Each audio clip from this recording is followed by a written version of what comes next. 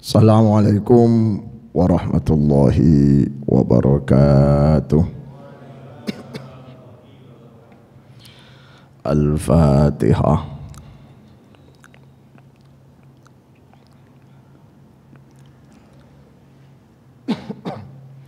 Bismillahirrahmanirrahim.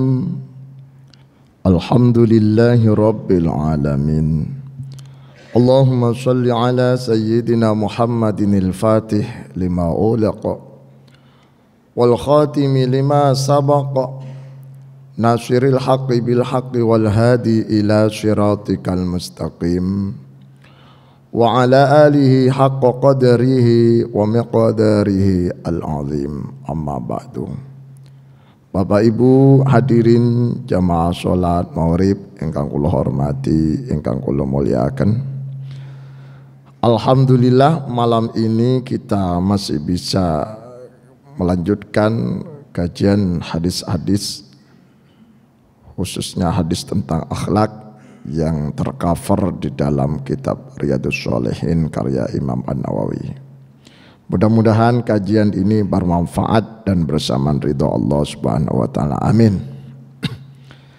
Kita lanjutkan pada hadis dari Abu Hurairah radhiyallahu an yang diriwayatkan oleh Imam Al-Bukhari dan Imam Muslim, disepakati kesahihannya yang disebut dengan muttafaqun alaih.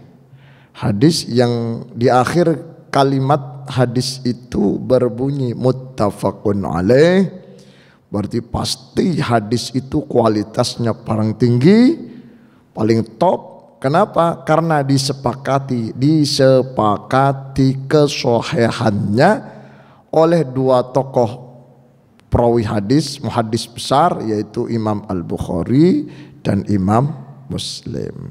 Jelas Pak nggih? Napa sing jelas?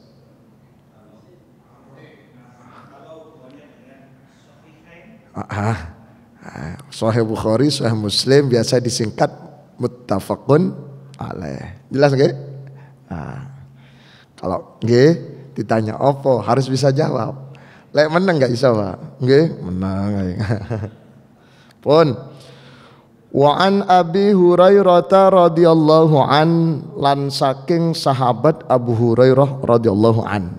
Sering disampaikan bahwa Abu Hurairah nama aslinya Abdullah bin Sokhar, seorang pemuda yang masih muda Pak, tapi semangat untuk belajar Islam luar biasa. Walaupun dia terkategori orang yang baru masuk Islam, tapi semangatnya tidak mengalahkan mereka sahabat yang senior. Dia baru masuk Islam 4 tahun sebelum wafatnya Rasulullah. 4 tahun sebelum wafatnya Rasulullah. Kalau pakai Masehi 3 tahun sekian. Berarti cuma sebentar Pak.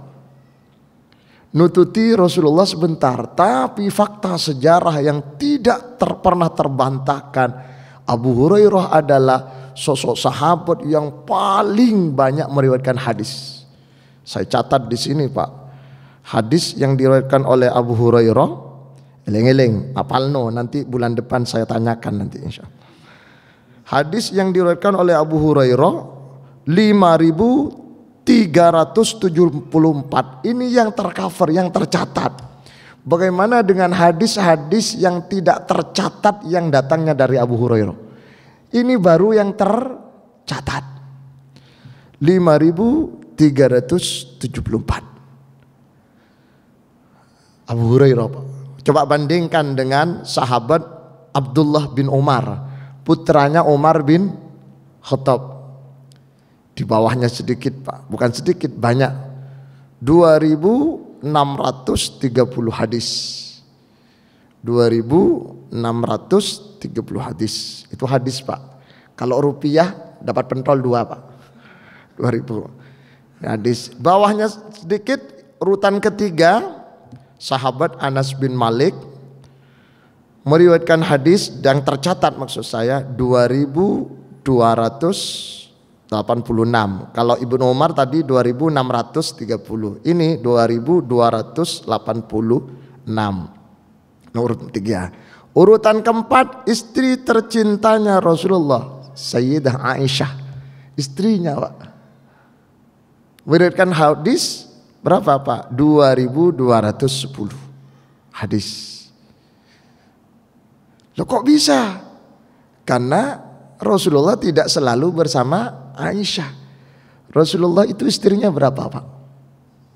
9. Walaupun totalnya ada 14 dengan yang dicerai, ada yang meninggal, ada juga yang yang dicerai belum disentuh sudah dicerai, Pak. Apa istilahnya? Rasulullah pernah menikah dengan seorang gadis cantik,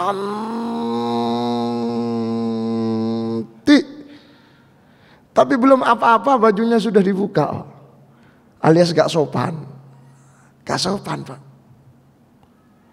Akhirnya Rasul langsung diceraikan. Lek jenengan eman, Pak, cantik, belum apa-apaan, eman, rugi. Sik dorong. Wah, iku.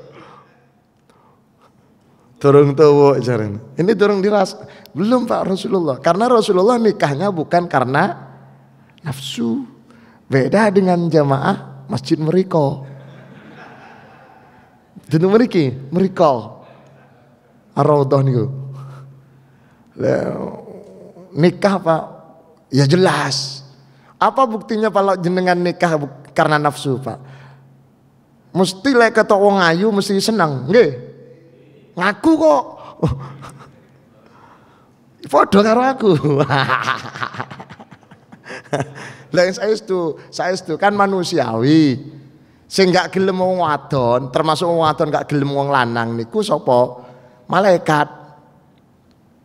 Malaikat itu gak seneng mangan, gak seneng ngombe, gak seneng wadon. Jadi lek ana wong lanang gak gelem rabi iku mau dadi malaikat. Nyun sewu enten sing dereng rabi. Jenengan sampun berapa? 2. Oh, ini tapi ngomongnya 2. Curiga ngomong ini ngomong 2. Kayak Kerasakti ngomongnya siji. Ngene, Pak. Siji ngene. Piro? 4, siji. Berisi tambah 3, 4. Pun. Siti Aisyah 2210. Kok tidak banyak dikalahkan dengan Abu Hurairah, karena Abu Hurairah itu selalu bersama Rasulullah. Sedangkan Aisyah tidak, Pak. Karena Rasulullah itu bergilir, Pak. Sama istrinya ada Saudah binti Zam'ah yang sudah lanjut usia. Rasulullah menikah dengan lebih dari 1 orang itu rata-rata istrinya sudah sepuh. Umur swida 70, 80. Purun mboten? 80. Mbah, jenengan purun ta menikahi janda umur pira, Ustaz? 82. Gak sakno gak ono sing ngemong. Gak apa-apa aku nyantuni mawon, gak usah dirabi ngoten, Pak. Wong gedangan ngomong ngono. Pun saya lanjut. Ibnu Abbas, Abdullah bin Abbas meriwayatkan hadis 1660. 1660. Kemudian bawahnya lagi, Pak, sahabat Jabir bin Abdullah yang pernah diceritakan putranya mati, Pak, gara-gara kepleset kebentur watu, Pak, ketika mau perang Khandaq. Jabir bin Abdullah niki, Pak, bersama Rasulullah ketika mau perang Khandaq gali parit, Pak, untuk menjadi benteng kota Madinah ketika mau diserang oleh tentara sekutu. Sekutu itu ada tentara Yahudi baik dari dalam Madinah ataupun orang-orang kafir yang ada di Mekah bersatu. Dulu orang kafir pusatnya di Mekah, Pak, dulu, Pak. Akhirnya, Pak, atas usulan sahabat Salman Al-Farisi, seorang pendekar ulung dari kota Persia sekarang Iran, mengusulkan pada Rasulullah agar Madinah itu dikasih benteng salah satu benteng yang bisa menaklukkan pasukan elit, pasukan kuda waktu itu adalah parit. Parit Pak, dibuatlah parit Pak. Ada yang mengatakan lebarnya 10 meter, dalamnya ada yang mengatakan 4 meter dan seterusnya. Digali rami-rami oleh sahabat. Nah, ketika tengah-tengah gali parit itu ada seorang sahabat, seorang muslim datang menghadap Rasulullah. Saya lapar Rasulullah. Perut saya sudah diganjel 2 batu. Kalau sekarang sabuk Pak. Di sabuknya sudah masuk 2 lubang itu. Jadi sarungnya celana itu diganjil dengan 2 batu. Pertanda dia belum makan 2 hari. Tolong Rasulullah. Oh iya, sing sabar ya. Rasulullah buka Pak bajunya, isinya 3. Waktunya 3 berarti Rasulullah belum makan 3 hari. Melihat Rasulullah belum makan 3 hari padahal dirinya baru 2 hari, langsung kenyang dia Pak. Buatan Rasulullah, buatan Rasulullah. Langsung kenyang. Itulah bedanya sahabat Nabi dengan sahabat kita. Sahabat Nabi melihat Nabi lebih sengsara Pak, langsung kenyang. Kalau sahabat kita Pak, ustadznya belum makan, gak popo, suruh siapa gak mangan, ngono Pak. Semestinya ustadznya belum makan tumbas, ngono lho Pak. Sanes kula pun daru. Pun. Akhirnya Pak, mendengar dialog antar Rasulullah dengan orang yang belum makan 2 hari, Rasulullah belum makan 3 hari. Siapa yang dengar percakapan itu? Namanya sahabat Jabir bin Abdullah. Pulang Pak, tanpa izin Rasulullah, pulang. Lari Pak. Sampai di rumahnya, Assalamualaikum, Waalaikumsalam, istriku, cintaku, yayangku. Apa Kang? Ada makanan enggak? Oh, tak ada. Tak ada. Ada apa di situ? Ya ada tepung terigu sekitar semangkok atau setengah mangkok besar itu Pak. Mbek, dengar suara mbek. Lah itu mbeknya siapa? Ya mbek kita. Akhirnya mbeknya kambingnya aja sembelih. Suruh buat bubur harisah. Campur dengan tepung tadi Pak. Ketika kambingnya disembelih, selesai nyembelih, sahabat Jabir bin Abdullah balik bersama Rasulullah untuk melanjutkan penggalian parit. Istrinya di rumah ngedel dewe, jenenge apa? Kambing tadi Pak. Paham Pak ya? Jadi kan nyembelih kambing ditinggal, sing ngulete, sing nyeceh, sing basuh istrinya sendiri.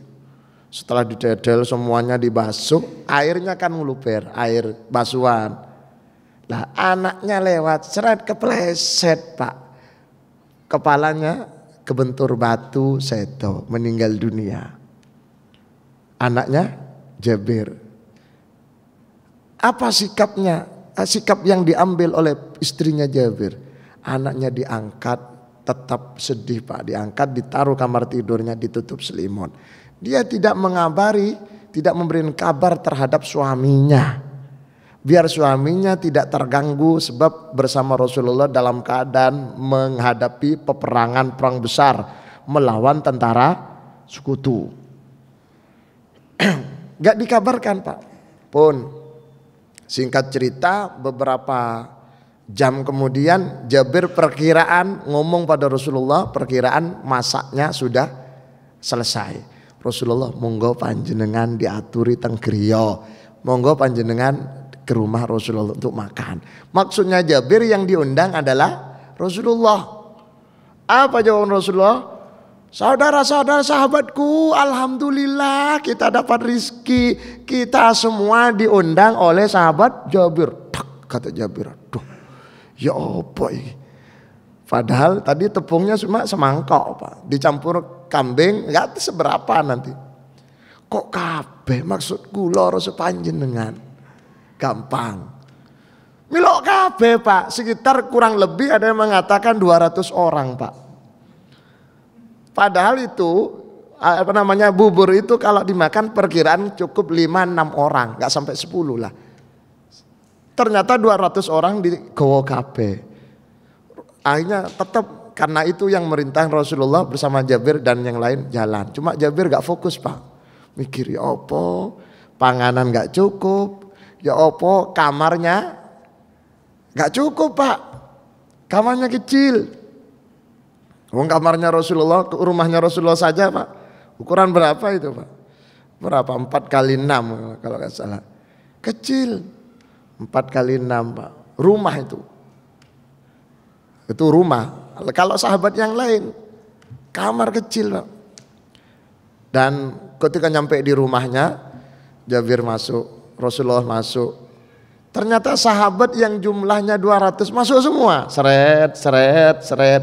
Ngerti karet Pak? Karet belembungan balon. Diisi air, seret, seret sampai penuh. Sahabat Jabir, subhanallah, lah kok mlebu kabeh. Padahal perkiraan kamar itu tidak sampai 10 orang sesek. 200 masuk semua. Singkat cerita, mangkok besar atau panci kecil dikeluarkan yang isinya bubur. Monggo Rasulullah dimulai dari panjenengan. Rasulullah masukkan tangannya ke bubur itu dan sahabat suruh makan. Ambil sampai kenyang. Ambil semua. Ambil sampai kenyang. Ambil kenyang Pak. Semua sahabat alhamdulillah kenyang semua. Terakhir kata Jabir, monggo panjenengan Rasulullah. Rasulullah menjawab, saya tidak mau makan kecuali bersama Jabir dan keluarganya. Ini Rasulullah Pak. Tiru Pak Rasulullah Pak. Mendahulukan orang lain, memikirkan orang lain, bukan memikirkan awake dewe. Ini kalau pemimpin sekarang yang penting awake kenyang Pak, rakyatnya lapar gak nguyus, gak nguyus. Tadi ceritanya Rasul tangannya dimasukkan ke makanan, kenyang kabeh. Kalau panjenengan masukkan ke makanan Pak entek Pak. Iya, pun mari ngotan Jabir bilang, istriku tolong panggil anak kita. Istrinya Jabir bingung. Duh, kenapa? Meninggal. Jabir gak tahu apa-apa kan? Istrinya Gak mau manggil karena sudah tahu kalau anaknya sudah meninggal. Dan Mas panggil sendiri aja.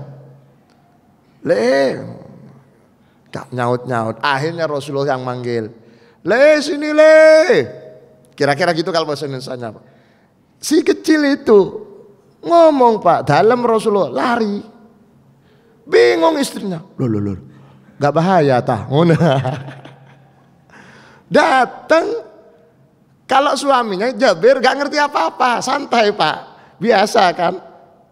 Istrinya bingung. Loh. Sampai ini Pak. Ini asli apa orang? Singkat cerita, Rasulullah misem noleh sama istrinya. Bu Jabir, istrinya Jabir namanya Bu Jabir. Saya itu, jangan asmanya sinten? Andika, istrinya namanya pasti Bu Andika.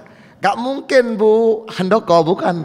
Gak mungkin, pasti Bu Andika karena suaminya Andika. Itu gampangnya wong urip teng alam dunya. Ini bukan hanya di Indonesia Pak, di Arab juga itu. Abu Salamah istrinya Ummu Salamah. Abu Aiman istrinya Ummu Aiman. Ummu Hani istrinya pasti suaminya Abu Hani. Nah itu. Pun sampai mana cerita tadi? Rasulullah senyum-senyum.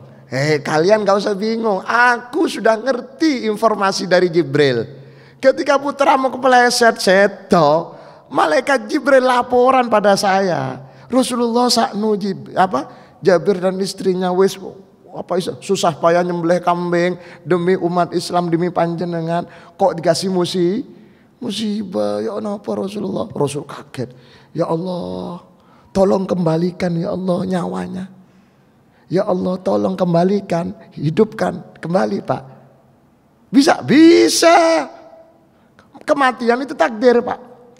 Kata orang takdir gak bisa diganti. Betul apa betul? Sen kompak. Kata orang takdir itu gak bisa diganti. Betul apa betul? Tetap gak kompak Pak. Betul gitu loh Pak.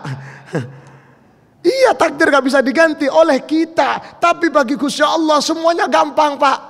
Innama amruhu idza arada syai'an ayyaqula lahu kun fayakun. Tadi. Apakah ada dalilnya takdir oleh Allah dirubah? Ada.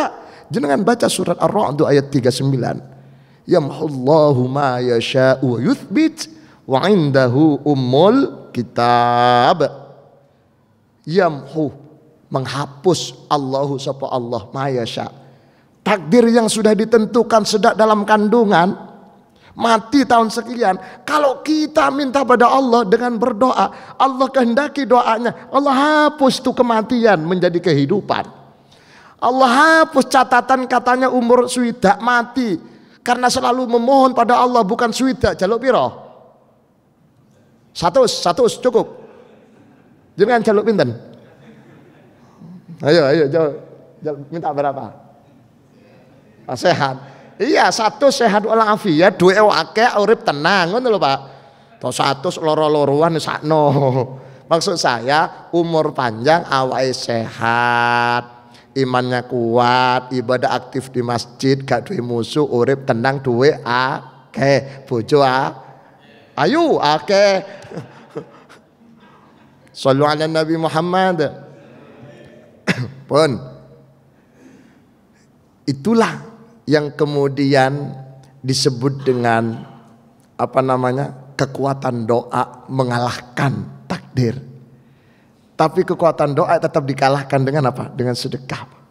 Jabir tidak berdoa supaya anaknya hidup, tapi Jabir dengan ikhlas niat sedekah. Ternyata apa? Dengan sedekahnya nyambung dengan Rasulullah, didoakan. Berarti paling tinggi itu kekuatan adalah sedekah. Di bawahnya sedekah adalah doa. Takdir itu ternyata bisa dirubah. Orang mati bisa hidup, bisa kalau Allah berkehendak. Iradat istina. Mampu Pak, karena yang menciptakan hidup dan mati Gusti Allah. Makanya kalau ada dokter mengatakan, Pak, wis kau mulia Pak, kau nu arepan urip Pak, paling banter iki 2 minggu wis mati. Kamero, mari ngomong ngono, dokternya sing mati Pak. Ruwet Pak. Pun kita lanjut Pak nggih. Jadi Abu Hurairah. Kemudian berikutnya apa Pak? Jabir meriwayatkan hadis 1540. Kemudian yang ketujuh Abdullah bin Sa'id Al-Khudri. Abu Sa'id Al-Khudri meriwayatkan hadis 1170. Inilah 7 sahabat yang terkenal banyak meriwayatkan hadis. Sahabat-sahabat yang lain sedikit Pak. Sedikit. Ada yang puluhan, ada yang cuma ratusan, gak sampai ribuan Pak. Nah, itu Pak ya. Jadi sahabat-sahabat yang banyak meriwayatkan hadis itu berarti sering bersama Rasulullah. Kenapa Abu Bakar kok tidak banyak meriwayatkan hadis Pak? Karena Abu Bakar itu pedagang Pak. Utsman pedagang. Sehingga banyak di mana Pak? Di pasar. Umar kenapa? Umar itu petani Pak.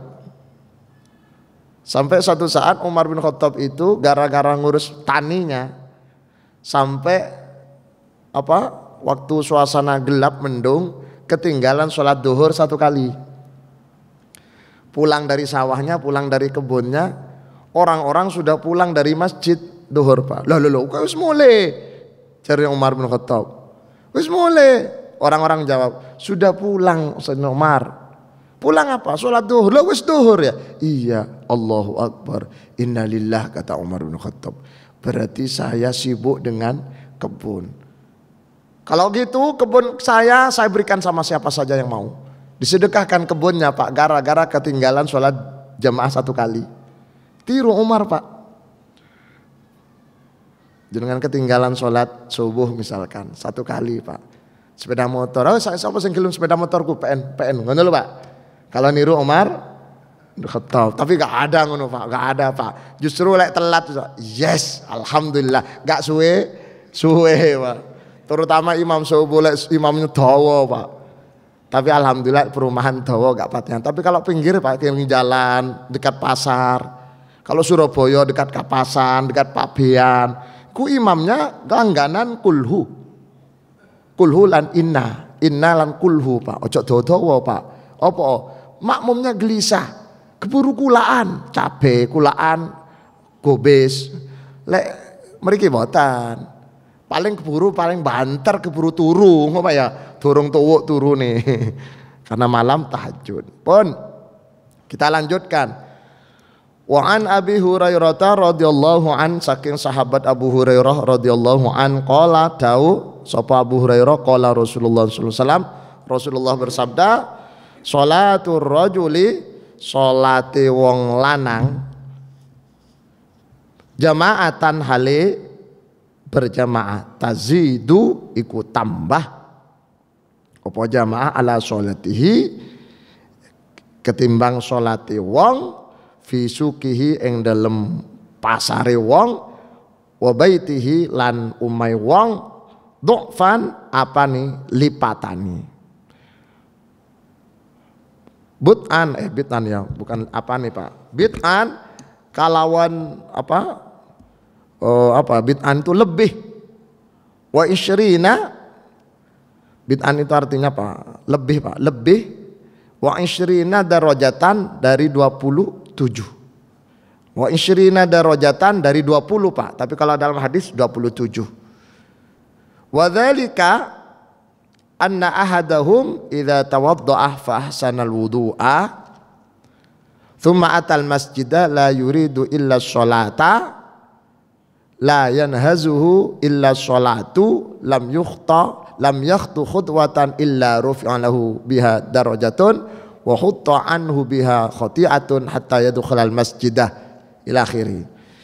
Jadi Rasulullah katakan sholat berjamaah itu fadilahnya ganjarannya melebihi dari sholatnya seseorang itu sendiri di pasarnya. Kenapa di sini disebut pasarnya Pak?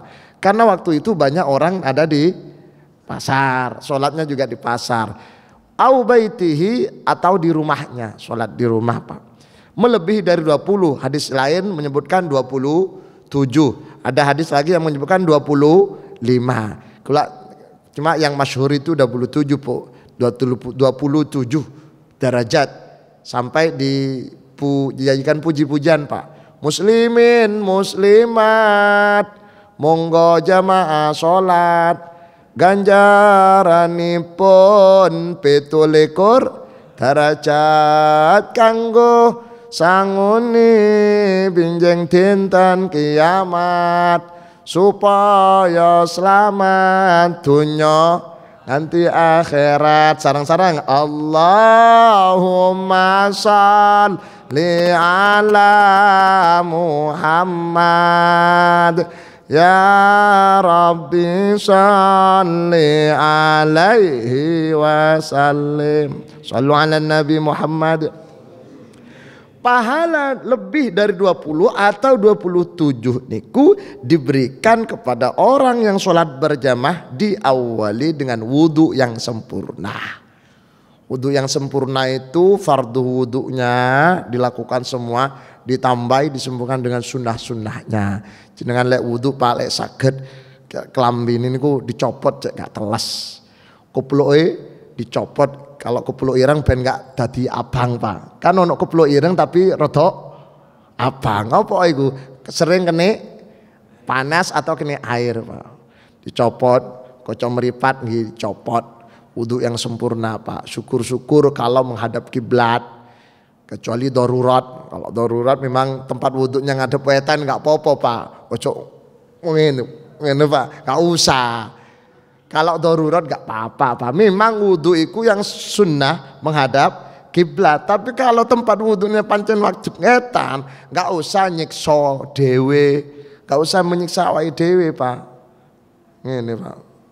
Seret ono wong murine seret kurang ajar ngono Pak.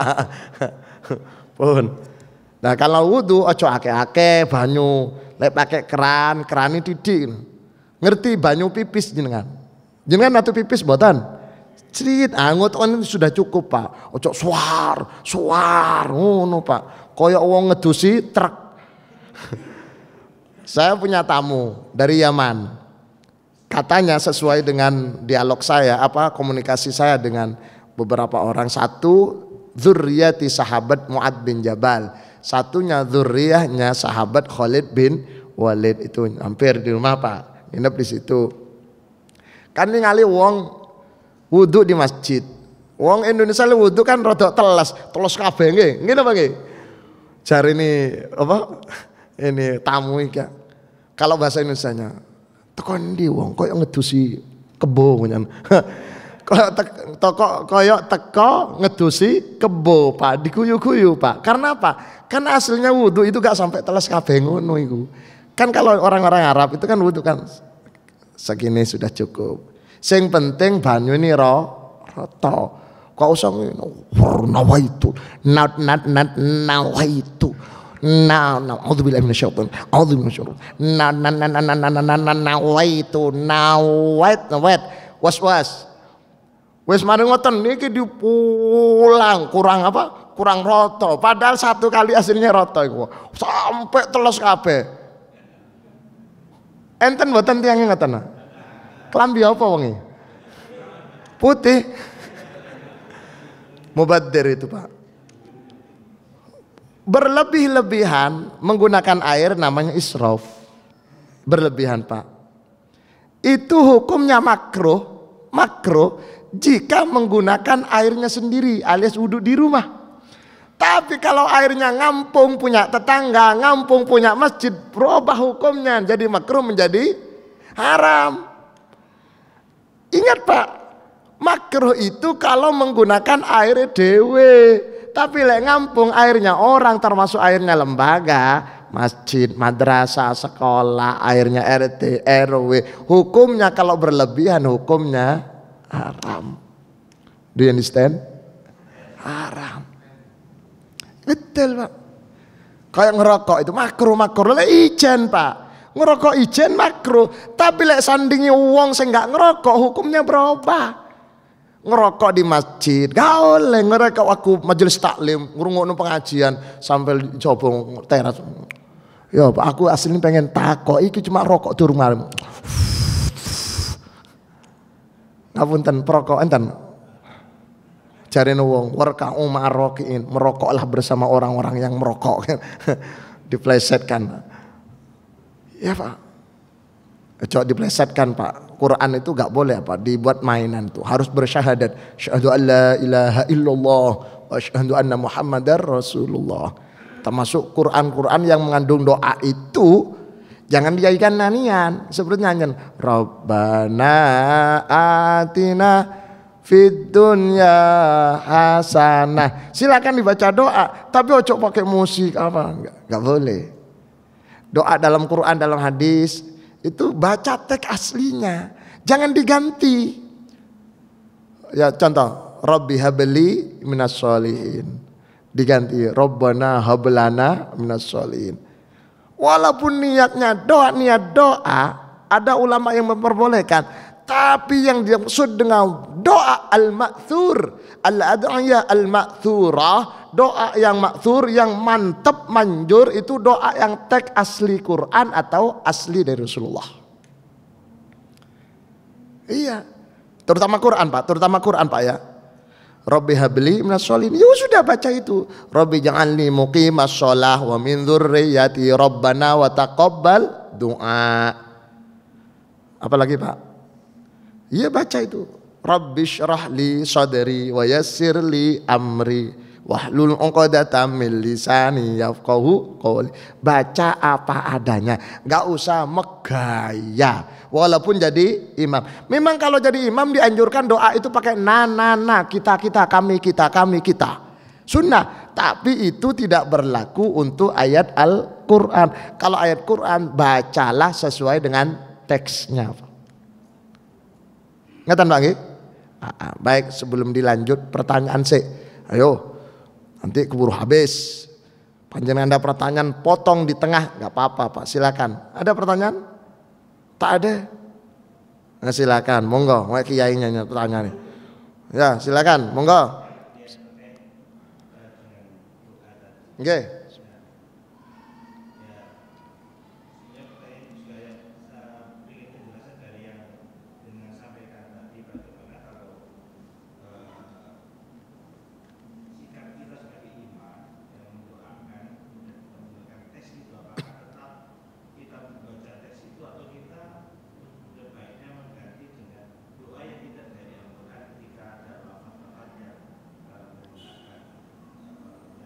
Bukan saya, mutakalim. Jadi pada dasarnya semua doa itu baik.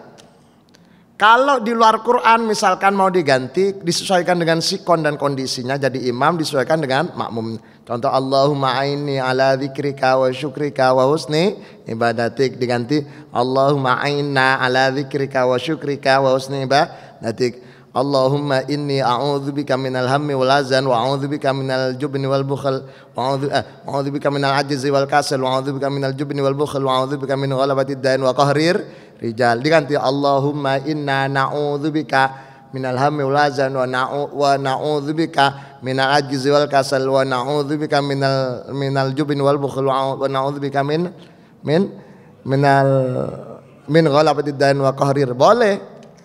Bagaimana sikap kita ketika kita baca doa, teksnya dari Quran kan dianjurkan tidak diganti. Ya tetap baca seperti itu, makmum tetap amino. Karena rumusnya mengaminkan doa orang lain, walaupun kita itu tidak masuk dalam doa itu, kita tetap dapat pahala. Dan Allah tidak tidur. Orang yang suka mendoakan orang lain, maka doa untuk orang lain itu kembali pada dirinya sendiri.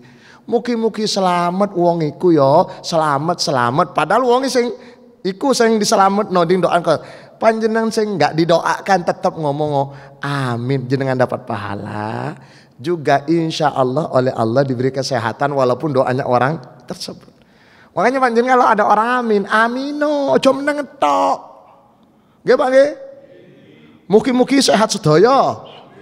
Lah ngoten lho. Masa amin lemes wae kaya wong enggak mangan 3 dino. Amino. Lah amin angkat tangan. Angkat tangan. Boleh begini, Pak. Amin boleh gini. Boleh begini, Pak. Boleh gini, boleh gini. Enggak apa-apa. Aja ngene, Pak. Amit abang ini, ini angkat.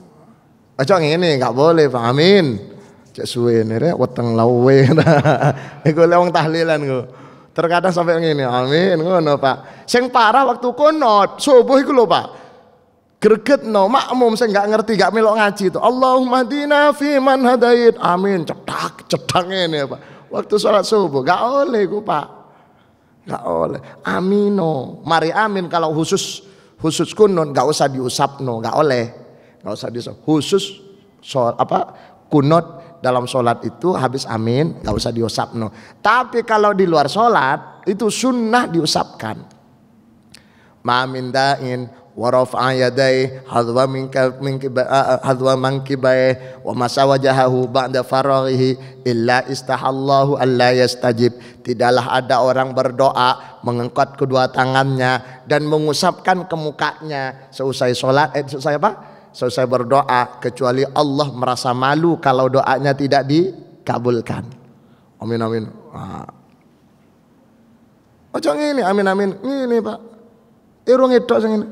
Sing barokah irung edok Pak. Sunnahnya itu muka. Dan tidak perlu ngusap semua. Amin. Sampai bokong-bokong sikil kabeh Pak.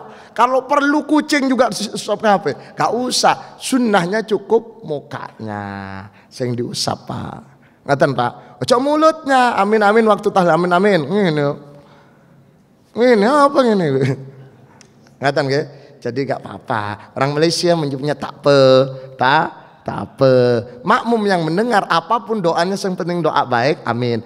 Dan makmum atau orang lain itu sunnah mengamini siapapun yang berdoa asalkan satu doanya kedengaran. Dengar Pak suara. Itu amin sunnah.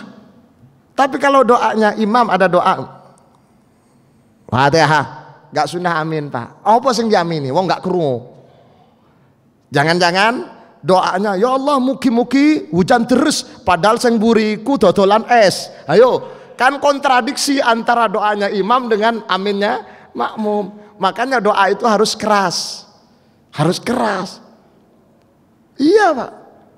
Ada dalil, banyak dalilnya. Sahabat hafal doa ketika selesai sholat itu gara-gara Rasulullah berdoa keras. Gak mungkin sahabat itu hafal kalau Rasulullah tidak mengeraskan suara. Gimana Bang? Nah, satu, suaranya dibunyikan biar diamini oleh makmum. Satu syaratnya. Sunnah mengucapkan amin. Yang kedua, suaranya di samping suaranya keras bunyi, juga bacanya jelas. Cok gemeng. Fatihah. Tidak disunnahkan. Baca doa gremeng walaupun bunyi tidak disunnahkan. Enten mboten Pak. Wong donga banter muni cuma gak jelas. Kalau gak jelas karena bahasa faktor alamiah gak popo. Di Cina misalkan kan banyak ustadz kiai di Cina itu kalau baca gak pasti jelas.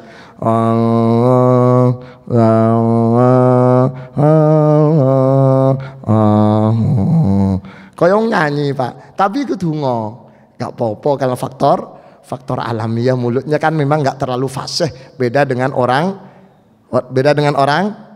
gendangan orang Indonesia maksudnya. Ngatan nggih? Saya kira gitu. Ada pertanyaan? Ayo silakan, monggo.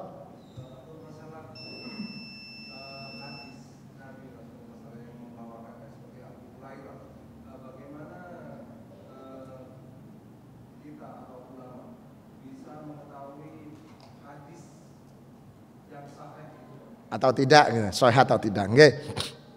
Jadi hadis itu dikodifikasikan, ditadwin, dibukukan atas perintah Khalifah Umar bin Abdul Aziz, dinasti Umayyah. Sebelumnya kan nggak ditulis Pak. Ketika Khalifah Umar bin Abdul Aziz, dinasti Umayyah, melihat banyak pemalsuan hadis, maka Khalifah Umar bin Abdul Aziz memerintahkan Imam Az-Zuhri untuk mengumpulkan hadis-hadis itu, yang kemudian diikuti oleh muridnya Imam Az-Zuhri yaitu Imam Al-Bukhari dan Imam Muslim dan imam-imam yang lain. Mereka itu fase-fase ulama pengumpulan dan penulisan hadis. Lah mereka itu mengumpulkan hadis sangat selektif. Mengumpulkan hadis, kalau ada orang setor hadis Pak, gak cukup setor Pak, harus minimal 2 orang saksi. Makanya hadis itu muncul ada hadis dhaif. Kenapa? Karena mungkin dia yang meriwayatkan tidak ada pendukungnya. Syaratnya hadis sahih itu satu, yang membawa hadis itu harus thiqah, bisa dipercaya. Bisa dipercaya, terkenal itu dipercaya. Yang kedua, dobit, harus cerdas Pak. Wong lalian gak iso ngulikan hadis Pak. An Abi Hurairah apa ya lali. Gak iso Pak. Harus gitu Pak. Harus gitu. Kemudian gak pernah gendaan Pak. Jadi perawi hadis itu gak pernah punya cacat. Dan tidak pernah dan hadis yang diriwayatkan tidak bertentangan dengan hadis umum, sehingga muncul istilah hadis mutawatir, ada hadis ahad. Hadis mutawatir adalah hadis yang diriwayatkan oleh puluhan sampai ratusan sahabat. Hadis satunya ahad. Hadis ahad jadi 3. Satu, hadis ahad yang diriwayatkan oleh 1 orang, namanya hadis gharib, karena yang meriwayatkan hanya 1 orang. Gharib Pak. Hadis gharib itu bisa sahih kalau memang transmisinya itu benar. Kalau hadis itu diriwayatkan oleh 2 orang, namanya hadis aziz. Jikalau hadis itu diriwayatkan oleh 3 orang atau lebih sampai 10, nama hadisnya hadis masyhur, terkenal. Nah, untuk mengetahui sahih hadis itu sahih atau tidak, cukup kita melihat di buku-buku induk, di kitab-kitab karya ulama-ulama salaf. Kita aslinya tidak perlu mendeteksi itu, tidak perlu aslinya Pak. Misalkan bagian dari teori metodologi penelitian untuk mentakrid atau sebagai kritik hadis dicari, tidak masalah. Tetapi pada dasarnya lebih mudahnya kita ingin mengetahui apakah hadis itu sahih atau tidak, Cukup dilihat di dalam buku-buku, misalkan Sahih Al-Bukhari, misalkan Sahih Muslim, misalkan dalam kitab Al-Mustadrak ala Sahihain, atau hadis-hadis yang disusulkan terhadap Sahih Al-Bukhari dan Sahih Muslim dan seterusnya. Ngoten Pak. Nah, untuk lebih detailnya maka kita harus belajar teori kritik hadis, takhrijul ahadits. Di mana itu? Di kampus, dan itu bisa 6 SKS. Di sini hanya menyampaikan sampai di sini karena sudah Isya. Kita akhiri dengan doa kafarat najis. Subhanakallahumma bihamdika asyhadu an la ilaha illa anta astaghfiruka wa atubu ilaik. Walhamdulillah. Walhamdulillahirabbil alamin. Assalamualaikum warahmatullahi wabarakatuh.